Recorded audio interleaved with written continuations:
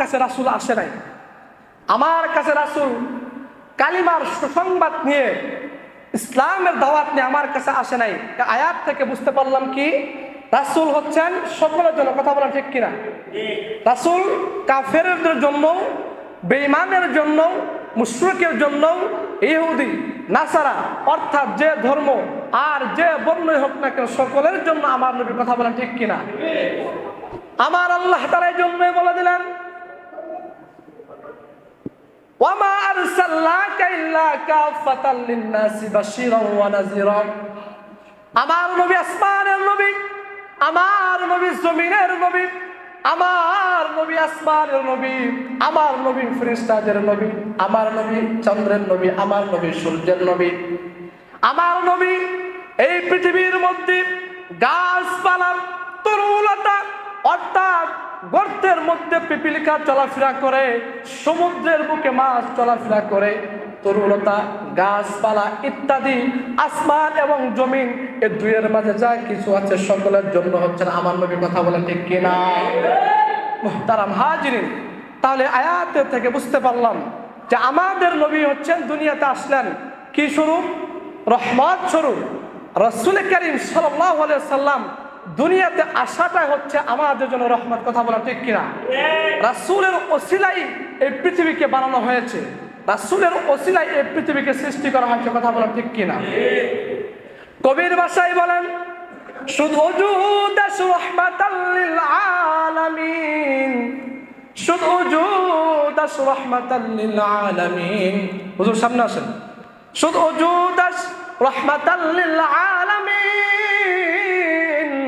মসজিদে শুধু হামারে জমিন। শুধু ওজুদ রাহমাতাল লিল আলামিন, মসজিদে শুধু হামারে জমিন। আমার আপনার নবী সরওয়ারে দু আলম, আমার আপনার নবী আকায়ে নামদার তাজদারে মদিনা, বিশ্ব নবী রাহমাতুল লিল আলামিন। তিনি যেখানে সিজদা দিবেন, তিনি যেখানে সিজদা দিবেন সেখানে মসজিদ হয়ে যাবে। কথা বলেন ঠিক কিনা?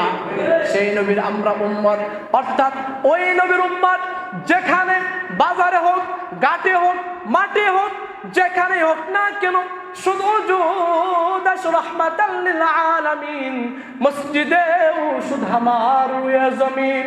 অর্থাৎ সেই নবীর উম্মত যেখানে সিজদা দিবে, সে যদি মাঠে হোক অর্থাৎ কৃষি কাজ করতেছে সেখানেই যদি সিজদা দিয়ে দেয়, যে জমিনের মধ্যে যেখানে সিজদা দিবে সেখানে মসজিদ হয়ে যাবে। কথা বলেন ঠিক কিনা?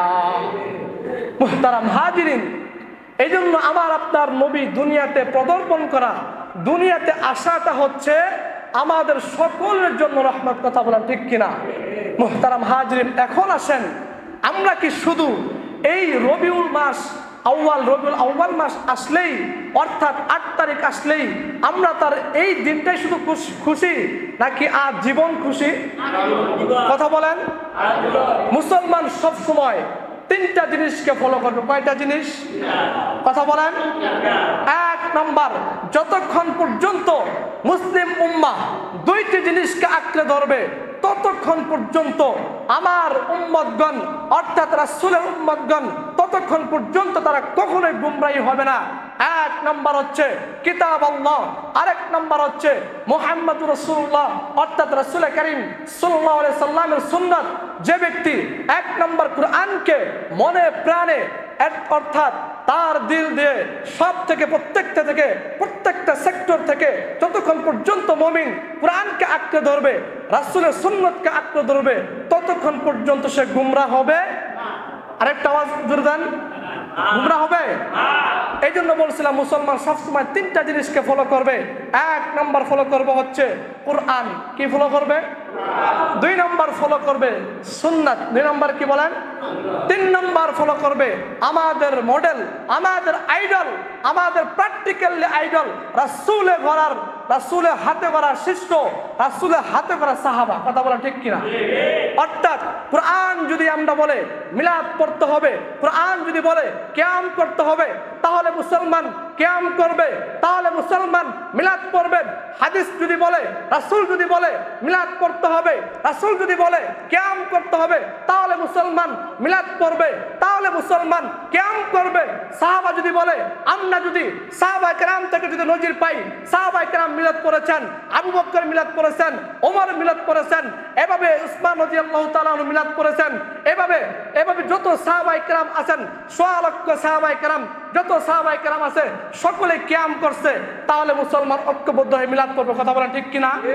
আমরা যতক্ষণ দেখবো কোরআনের মধ্যে মিলাদ নেই, কোরআনের মধ্যে কিয়াম নেই, কোরআনের মধ্যে এইভাবে রবিউল আউয়াল মাসের নামে এইভাবে যত সংস্কৃত আছে এগুলো কোরআনের মধ্যে নেই, রাসূলের মধ্যে নেই, রাসূলের জিন্দেগির মধ্যে তাও নেই, সাহাবায়ে কেরাম হাতে করে প্র্যাকটিক্যালি সাহাবা তাদের মধ্যে নেই, তার মানে এটা হচ্ছে তাদের বানোয়ানি, এর মানে এটা হচ্ছে তাদের বানোয়ানি একটা ধর্ম। কথা বলা ঠিক কিনা? মুহতারাম হাজিরিন, আপনি যদি এভাবে আপনি সিয়াসিত্তার কিতাবগুলো খুঁজে দেখি, বুখারী শরীফ, মুসলিম শরীফ, তিরমিজি শরীফ, ইবনে মাজাহ, নাসাই, অর্থাৎ সিয়াসিত্তার যত কিতাবগুলো রয়েছে, অর্থাৎ সব কিতাবের মধ্যে আপনি যদি একটি দুর্বলতম একটা হাদিস যদি মিলাদের পক্ষে যদি আপনি দেখাইতে পারেন, একটা দুর্বলতম একটা হাদিস যদি আপনি কিয়ামের ব্যাপারে দেখাইতে পারেন, তাহলে আজ থেকে সকল উলামায়ে কেরাম বয়ান করা ছেড়ে দেবে। কথা বলা ঠিক কিনা? কথা বলেন। কি বলছি? দুর্বলতম হাদিস। কি বলছি? দুর্বল হাদিস। একটা শক্তিশালী, একটা কি শক্তিশালী, আর একটা মধ্যম, আর একটা ন্যূনতম দুর্বল হাদিস যদি আপনি এভাবে কিয়ামের ব্যাপারে, মিলাদের ব্যাপারে, অর্থাৎ এই যে সংস্থাগুলো রয়েছে যদি খুঁজে দেখাতে পারেন, তাহলে উলামায়ে কেরাম, শুধু আমি না, সকল উলামায়ে কেরাম আজ থেকে মাঠে কথা বলা বন্ধ করে দেবে। কথা বলা ঠিক কিনা?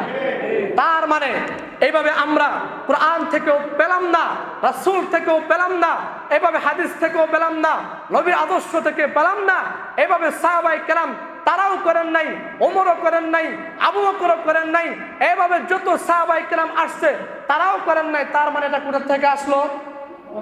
কথা বলেন, কোথা থেকে আসলো? নিশ্চিত মন করা। কথা বলেন ঠিক কিনা?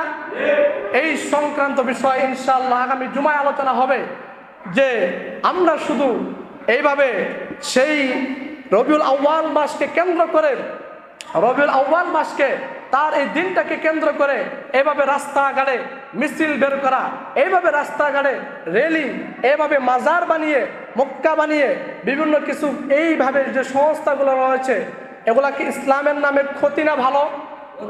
কথা বলেন, আবার বলেন। এই জন্য মুসলমান বন্ধুগণ আমার আপনার ভিতরে রাডার মিশন ঢুকাতে হবে, অর্থাৎ কোরআন ঢুকাতে হবে, আমার আপনার ভিতরে সুন্নাত ঢুকাতে হবে। তারাকতু ফীকুম আমরাইন লান তাদিল্লু মা তামাসসাকতুম বিহিমা কিতাবাল্লাহ।